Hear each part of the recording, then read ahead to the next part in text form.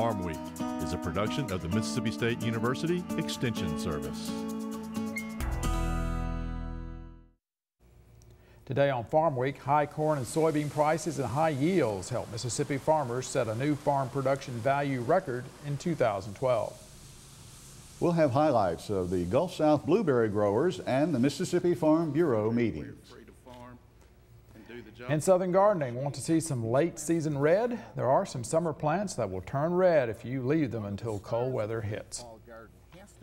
In the markets, a drop in beef demand is forecast for the first quarter of the new year. While in cotton, will prices be capped on the upside and open on the downside? John Michael Riley has analysis. In the feature segment, an innovative program at Mississippi State University that shows conservation can be profitable and sustainable. It's called R.E.A.C.H, and growers can see it in action where it counts, on the farm. We can educate the public with raw numbers and raw facts and really change the image that agriculture has. And the other thing we also can do is we can have this spot for people to come see and look at and really get feet on the ground to understand what's going on.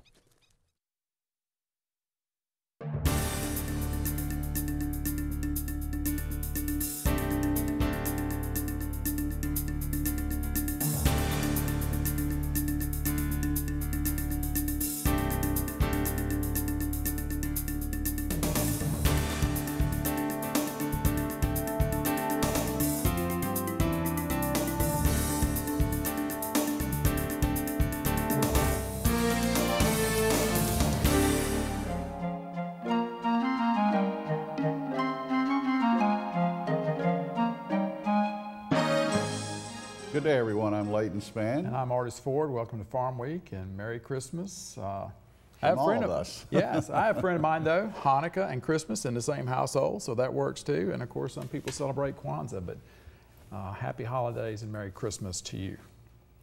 Well, Artis, the word is that Mississippi farmers and landowners set a new production value in 2012. Well, Leighton, high prices and high yields combined this year to help Mississippi agriculture post a new farm production value record. It surpassed $7 billion for the first time. Agricultural economists at Mississippi State University estimate farm production value in 2012 was $7.3 billion, excluding government payments. That's 9.4% more than last year.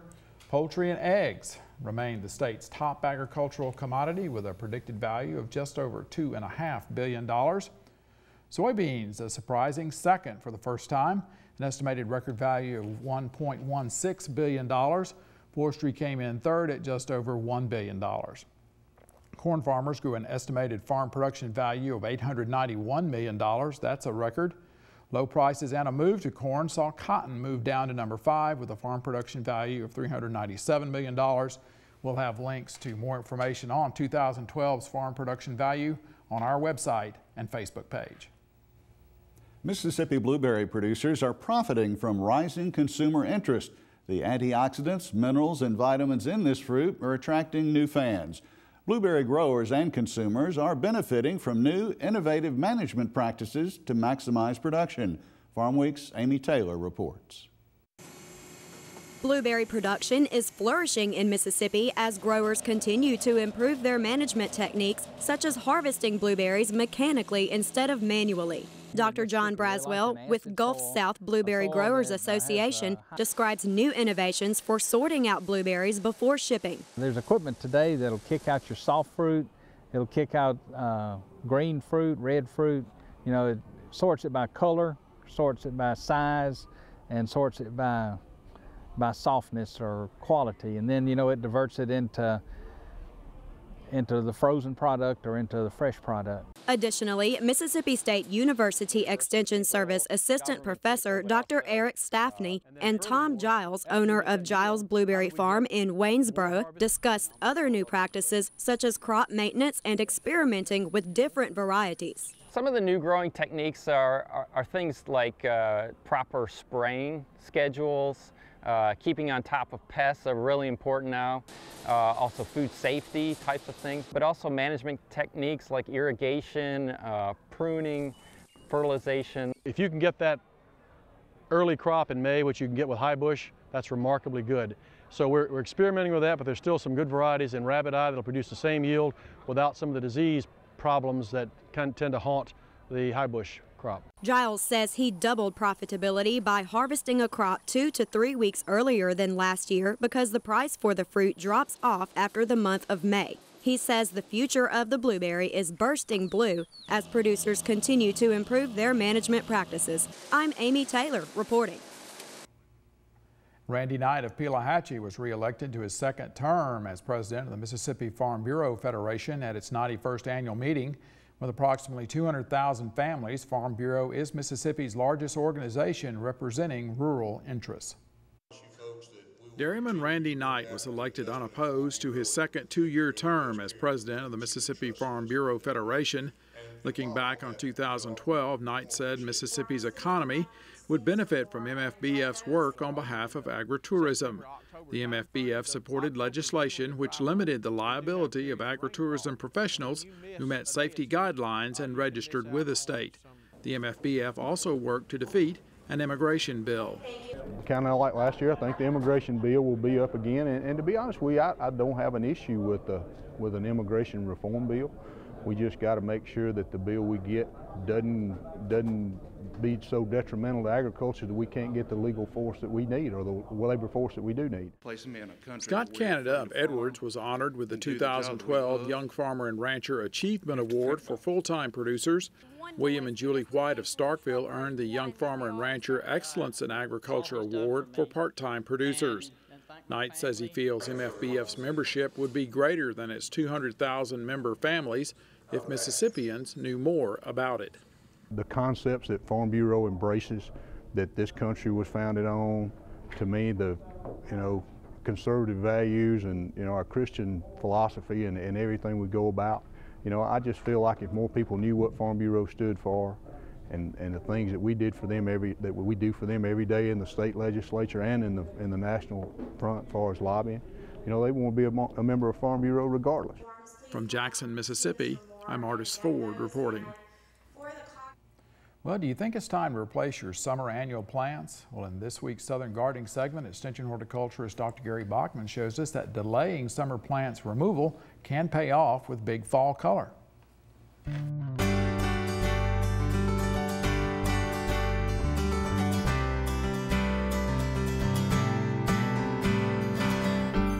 It's late fall and I'm visiting the garden of my friend Kathy. As you will see, the red colors of her summer plantings are really putting on a late show. Part of her garden is nestled in the dappled shade under a couple of large oak trees. Sun patiens are still quite prominent with their orange and fuchsia flowers. The dark green of the foliage provides contrast for the flower colors. While developed for compact growing in the full sun, in the shade, these plants develop more open and loose growth. One of the stars of the late fall garden has to be the golden delicious pineapple sage. The foliage is chartreuse yellow that really shines, and when touched you are greeted with a sweet pineapple scent. The fire engine red flowers are tubular and are attached at acute angles on the flower stalks. Another example of red color is the butterfly penta. Paired with electric lime coleus, the contrast is striking. These really pretty mums have red and yellow striped petals. The flowers are held on long stems above the foliage.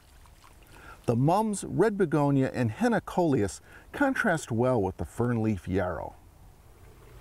Don't be in a hurry to pull out your summer flowering plants. The cool fall weather can give them a second chance to shine. I'm horticulturist Gary Bachman for Southern Gardening. Gary says there's another advantage to the golden delicious pineapple sage. It's also heat and drought tolerant, making it perfect for our area. Well, in the feature segment today, there's nothing like a good example. Find out how the R.E.A.C.H program at Mississippi State University is demonstrating conservation practices that are profitable and sustainable. Time now for the markets with Leighton. And Leighton, say we have some positive news for rice producers. An increase in rice exports is being forecast. Also ahead in this segment this week, record high world stocks of cotton could weaken that market's outlook. Wheat prices hit a 4-month low on Tuesday, while a Mississippi-based poultry company surprises analysts. Record high carryover stocks around the world could be the biggest factor that may impact the cotton market as the end of the year rapidly approaches. Extension Ag economist John Michael Riley says planted acreage could in fact be down across parts of the cotton belt in 2013 because of bearish fundamentals. John Michael, what kind of sentiment are you having as far as cotton and we look ahead to 2013? Well, if you just look back since about mid-November, there's been definitely an uptrend in cotton prices. A lot of that has been driven by export demand. Even in the face of what most consider a strengthening dollar, that's usually negative for our exports, but cotton's been pretty resilient up until this past week and has seen exports growing at a pretty good pace. So that has really played into stronger prices. Now last week we did see the weekly export number came in a little below the previous week, but still above the rolling 4-week average. So for the most part, even in the face of a shaky global economy, it appears that China is seeing some growth in their economic numbers coming in, manufacturing, GDP. It does look like China is finally coming out of their short rut, and they are the big buyer, and as a result of that, it looks like cotton is benefiting due to the growth in exports. But there are a lot of world stocks out there, right? I mean, we're still facing a lot of stocks out there. That's all good news, but you're right. The global economy is very, very nervous right now. There are some issues that need to be dealt with, and some growth from an entire aggregated global standpoint. There needs to be more growth, and we do have a tremendous amount of cotton stocks out there in other countries, but here recently there has been some bright spots where some of the other commodities hadn't really seen that. So that's been good for cotton. Mm-hmm. And we are anticipating, obviously, less acreage perhaps in the next year. It wouldn't surprise me, given where the other prices are for corn and soybeans, the big competitors for those acres. Just based on what we know today, it would surprise me if we saw a huge increase in cotton acres. Cotton prices, the increases might help, but for the most part, I don't see a huge shift. And of course, you've mentioned economy, but of course the fiscal cliff talks, that situation as far as the U.S. economy and how that would impact cotton and other commodities, that's certainly in play here. That is definitely in play. As I've mentioned many times, cotton is very finicky about the consumer demand in the United States, so this fiscal cliff issue could play a huge role in 2013. After dropping to a 4-month low on Tuesday this past week, wheat futures opened Wednesday with a little rally. Analysts say this market seems to have found support below 820 for the time being anyway. Weather forecasts for beneficial rains out in the plains are adding to wheat's negative undertone this week. The up and down movement in the rice trade is likely to continue through the upcoming holidays. This according to reports posted on agfacts.com.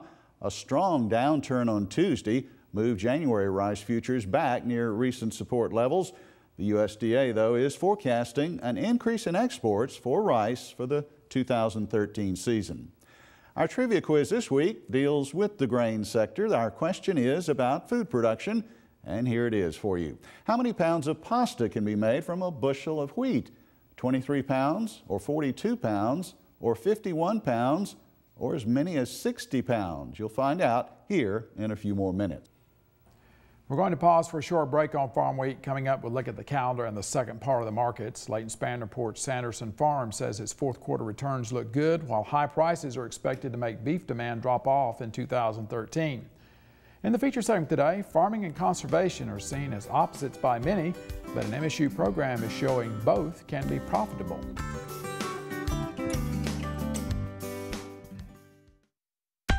Our tradition of learn by doing is creating new opportunities. My 4-H is involved with service projects in communities all across our state. We develop leaders for Mississippi's future. My 4-H is science and technology, everything from computers and robotics to exploring our environment. My 4-H promotes active lifestyles and encourages physical fitness, healthy foods, and nutrition. My 4-H is Mississippi 4-H. Before we get back to the markets, let's look at the Farm Week calendar. The 57th annual Tri-State Soybean Forum takes place early next year. The date is Friday, January 4th. It takes place at the CAP Center at Stoneville. Hours are 8 a.m. to noon. Registration is free and lunch is included. Free, I should say. Handling herbicide-resistant weeds, insect control, and marketing the 2013 crop are on the agenda.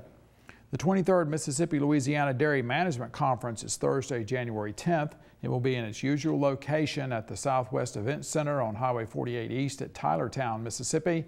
Hours are 8:30 a.m. to 1:30 p.m. Managing dairy cow lameness, moles and mycotoxins in feeds, federal policies, and 2013 market issues are on the agenda. The Delta Ag Expo is moving up a week this year. It will take place on Wednesday and Thursday, January 16th and 17th. The location is the Bolivar County Expo Center in Cleveland. Go to our Farm Week website at farmweek.msucares.com for information on these and other events. Now check out this week's Farm Week Snapshot.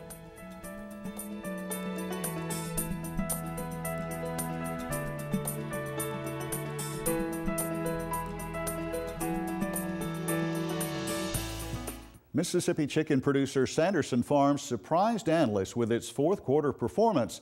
The company posted net income of 41 cents a share, beating analyst expectations of only 32 cents a share. A year ago, Sanderson posted a loss of 97 cents a share. CEO Joe Frank Sanderson says he believes that margins improved because of production rather than higher demand for poultry.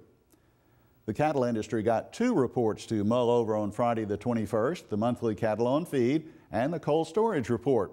Even before those numbers arrived, analyst Naomi Bloom was talking about the problems that she sees ahead for the beef sector in the first quarter of 2013. If you look at cattle futures, the live cattle futures, they've got some solid support between like 130 and 132, and I think it's going to continue to hold because of that production being down so much. The one thing I would add is that demand, I feel, is really going to slip into first quarter because people are going to get their credit card bills for Christmas, and then they're not going to have too much money to spend necessarily on things like steak anymore. And also, we're probably going to see the demand fall, especially if the cliff happens, because then normal people making between $40,000 and $80,000 a year are going to have between $1,000 and $2,000 less a year to spend. And it doesn't sound like a lot, but when you're on a fixed income, it's substantial. So I don't think we're going to see those extremely high prices and bullish sentiment continue into the first quarter. I don't think we'll see things fall apart though either, but just mostly stay firm. Before this week's new feature story, here's the trivia answer for you. B is the right choice. 42 pounds of pasta can be made from 1 bushel of wheat. That's over 200 servings of spaghetti. In the feature segment today, sustainability and profitability. Farmers have made great strides over the years in their efforts to take better care of the environment. However, skepticism on the part of the public and the government about how good a job agriculture is doing with this does seem to persist. That's where a new program spearheaded by Mississippi State University, known by the acronym R.E.A.C.H, comes in. It is providing farmers with increased expertise and accountability when it comes to all issues involving conservation and wildlife habitat. Some of the first producers to sign on are very excited about MSU reaching out to help them change the perceptions about agriculture. The conservation of water resources used in connection with agriculture is becoming more important in Mississippi, especially in the Delta. That's one reason why Belzona farmer Jeremy Jack is working with MSU Assistant Professor Robbie Kroger through a program known by the acronym R.E.A.C.H, Research and Education to Advance Conservation and Habitat. The program focuses on developing and improving conservation practices that work for agriculture and are environmentally sustainable. Jeremy enrolled this 750-acre portion of the Silent Shade Plantation in the R.E.A.C.H program. The presence of the dirt pan and tractor at the farm headquarters indicates the type of strategies R.E.A.C.H is recommending to improve the property's sustainability. Yes, moving dirt into reshaping the fields, reshaping ditches to where water flows into a reservoir type system to where we can harvest the water and reuse it again. Therefore, we are not pumping out of using very little groundwater and all surface water and all rainwater, collecting that water during the off season, collecting that water that's run off during the season, so therefore water will never be wasted in any form at all. The property features several catfish ponds like this that are no longer used in aquaculture production. The ponds figure prominently in the recommendations being implemented through the R.E.A.H program. But once we get finished with this property, those catfish ponds will be brought together, levees knocked down, and a large storage reservoir will be behind me. We're going to have several of these storage reservoirs on this property such that you can capture the water from a rainfall event, move that water with a relift station into these storage reservoirs, and then use it to irrigate his rice and his soybeans or whatever he's growing for that year. Besides the emphasis on reusing surface water, the strategies of the R.E.A.H program also focus on controlling surface drainage on Mississippi farmland. Among the techniques being put into place on farms to accomplish this are low-grade weirs or small dams like this one in Sunflower County near Indianola that slow down runoff water. The design of this concrete structure was funded through the Mississippi-Alabama Sea Grant. Robbie Kroger says a weir like this can improve the quality of the water before it goes downstream, thereby improving the condition of other streams and lakes and even the Gulf of Mexico. When you slow down water, obviously the sediment falls out. You get interactions of that sediment with the water column, you get interactions with the water and the vegetation, and all of that is nutrients. All the nutrients are getting pulled from it, the sediment's being pulled from it, and so the water that's leaving the system is much cleaner than when it arrived. So just with this little structure, we now have a significant water quality improvement to water that's coming off the ag system. The R.E.A.H program is a collaboration between Mississippi State University's Extension Service, the Experiment Station, and Forest and Wildlife Research Center. In the Delta, R.E.A.H is partnering with Delta Farm, an acronym for Farmers Advocating Resource Management. While the R.E.A.H program's central focus is water resource conservation, farmers' other concerns, such as wildlife habitat, are also incorporated. That's how Tunica producer Mike Boyd first got interested in the R.E.A.H program and what Robbie Kroger had to say. We love to hunt, and we have a guide service, and it all goes hand in hand. We're trying to develop a waterfowl potential over here, and I think we're on the right road to doing that. On the Boyd operation, about 25 acres spread out over 4 different fields are designated for waterfowl. At the time of our visit in June 2012, rice had just been planted for waterfowl in this field following some land forming. The emphasis on conservation is nothing new on this operation. Mike Boyd had installed a tailwater recovery system on the farm about 2 years prior to his enrollment in the R.E.A.H program. This system allows him to capture and reuse irrigation water. The beauty about this property is actually they marry surface water capture with waterfowl hunting. And so they've got the beauty between the two, and they've set their system up such that they can move water from their tailwater recovery system that you see behind me to their farm reservoir, back into the tailwater recovery, obviously irrigate their crops with that. But that water could also move into the slough in the winter to flood out for duck hunting. And if need be, that water can move from the slough back into the tailwater recovery and irrigate crops with. So it's a beautiful marriage between, hunting, waterfowl hunting, as well as production agriculture.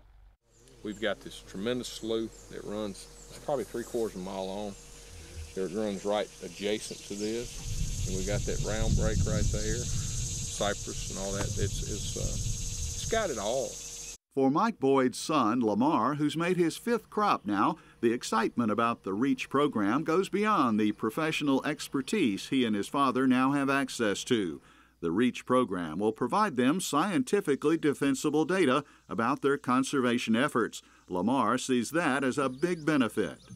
We would be able to monitor our water usage, see how good of a job we were doing with cost savings, but also with managing our resources. And at the same time, we're able to maybe look and see what we're keeping on site, what we're losing as far as water and nutrients.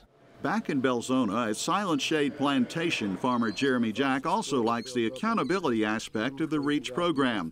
He will have data that proves the effectiveness of what they are doing and have a property that will illustrate to visitors the benefits of practicing conservation. We can educate the public with raw numbers and raw facts and really change the image that agriculture has. And the other thing we also can do is we can have this spot for people to come see and look at and really get feet on the ground to understand what's going on, and then have a spot for researchers to come and try new best management practices and work this through. The beauty about the R.E.A.C.H program is the agenda is the farmers. It's addressing a resource need of a farmer. So the farmer comes to us and said, man, I'd love to be a part of the program. What could you do for us? And my answer typically is, well, what do you need us to do for you? And we've got phenomenal expertise all the way through campus. Producers from all regions of the state and all commodity groups are enrolling portions of their property in the R.E.A.C.H program. The end result will be a network of cooperative farms illustrating profitable and sustainable production practices that conserve natural resources. I'm Leighton Spann reporting. And go to our Farm Week website if you would like to see this story again on the R.E.A.C.H program. That website is, of course, farmweek.msucares.com. You can also find us on Facebook and YouTube. And we'll have links and telephone numbers where you can get in touch with Robbie Kroger if you're interested in more information about R.E.A.C.H. And that information again on our Farm Week website. We'll be at the end of Farm Week for this week. On our next show, we'll have 2 feature stories for you. You'll see a viral YouTube video with more than 7 million views. 3 Kansas farm brothers made it happen. You'll also meet the Eubanks of Lucedale, Mississippi. This 200-year-old farm is now a 1,000-acre vegetable operation. In Southern Gardening, green roofs. Some large buildings are turning their roofs into landscapes. For the rest of the Farm Week crew, I'm Artis Ford. And I'm Leighton Spann. Thanks so much for watching. Have a Merry Christmas.